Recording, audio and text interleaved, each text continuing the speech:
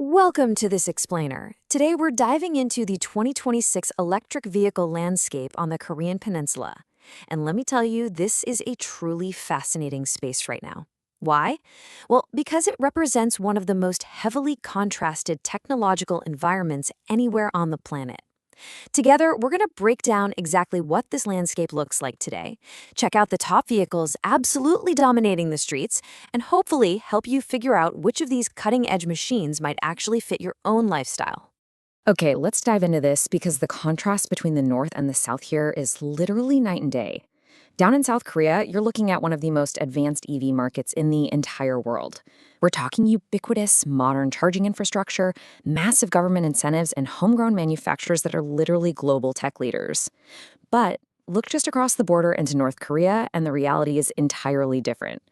The EV market there is practically choked off by heavy international sanctions, extreme electricity shortages, and a near total lack of charging infrastructure. It's a striking reminder of how deeply infrastructure and geopolitics dictate what technology actually makes it to the streets.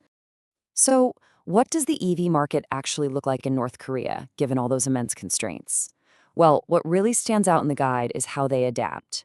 Regular, modern EV ownership is exceptionally rare, and a normal consumer market is pretty much non-existent outside of highly restricted urban areas. Instead, they rely heavily on experimental electric buses, basic utility vehicles, and, get this, even solar-assisted transport systems just to get by. Without a reliable electrical grid or charging networks, transportation has to adapt. It makes their landscape highly experimental and purely functional rather than consumer-driven. Section 1, South Korea's homegrown heroes. Let's look at who is dominating the domestic market. Flipping over to the South, the story is completely different. South Korea isn't just participating in the EV transition, they're actively shaping it. According to the guide, the Hyundai Ioniq 5 takes the crown as the best overall EV in Korea.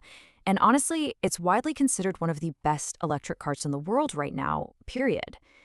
It's offered in rear-wheel or all-wheel drive, packing battery options up to 77.4 kilowatt-hours. In real-world terms, that gives you an impressive range of 384 to 507 kilometers. Plus, with its ultra-fast 800-volt charging architecture, you aren't going to be waiting around long at the plug.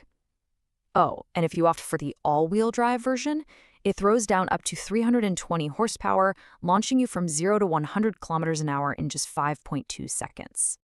The Ioniq 5 is globally praised because it strikes this incredible balance between technology, comfort, and everyday practicality. Buyers absolutely love the futuristic design, the massive interior space, and its highly reliable battery cooling system. The ride quality? Superb. However, it's not absolutely perfect. The guide does point out a few minor compromises to keep in mind. Rear visibility can be somewhat limited, you might notice a few hard plastics inside the cabin, and the price tag definitely climbs significantly when you start speccing out those higher trims. But overall, it is a phenomenal baseline for what a modern EV should be. Now, what's really interesting about this slide is this blindingly fast number right here, 3.5 seconds. That is the 0 to 100 kilometers per hour time of the Kia EV6 GT. If the Ioniq 5 is your perfectly balanced daily driver, the EV6 GT is its absolute adrenaline-fueled sibling. It's specifically built to compete head-to-head with high-performance luxury EVs all over the globe. This brings us to a really fascinating comparison from the guide between two totally different design philosophies, the Kia EV6 and the Hyundai Ioniq 6. The EV6 is kind of the sporty rebel, crowned the best sporty electric crossover. With up to 576 horsepower in that GT version we just mentioned, it offers aggressive styling, superb handling, and just a totally engaging driving experience. The trade-off? The ride can feel a bit firm on rough roads, and rear headroom is slightly tighter. On the flip side, the Hyundai Ioniq 6 is all about outstanding aerodynamic efficiency.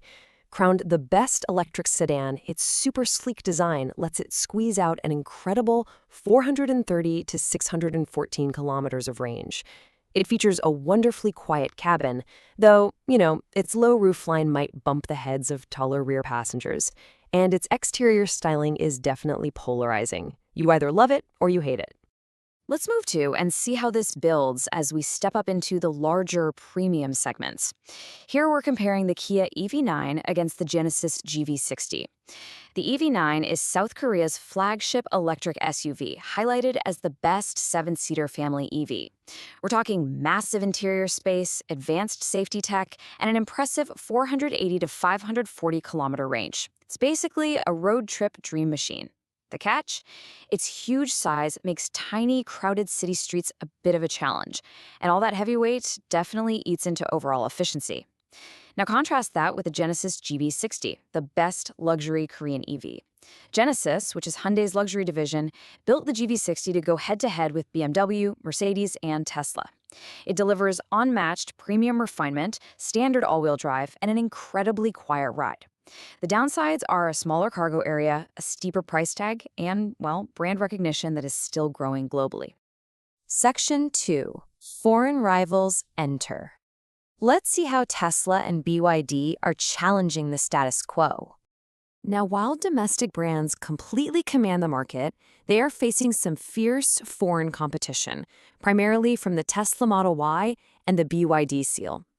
Tesla has carved out this massive popularity in South Korea, especially among younger buyers who are totally drawn to its high-tech ecosystem. The Model Y delivers a solid 500 to 570 kilometers of range, excellent software, and of course, access to the incredibly fast supercharging network.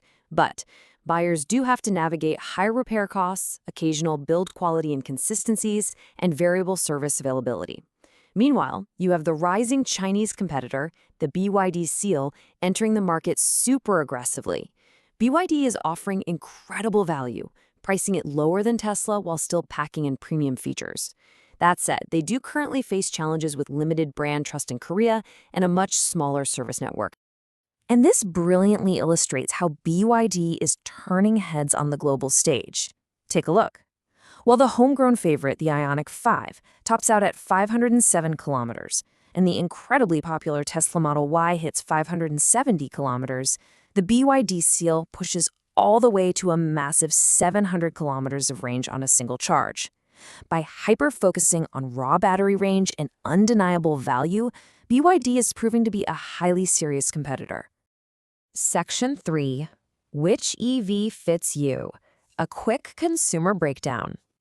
So the crucial point is we've covered the macro landscape, the state of the peninsula, and the major players.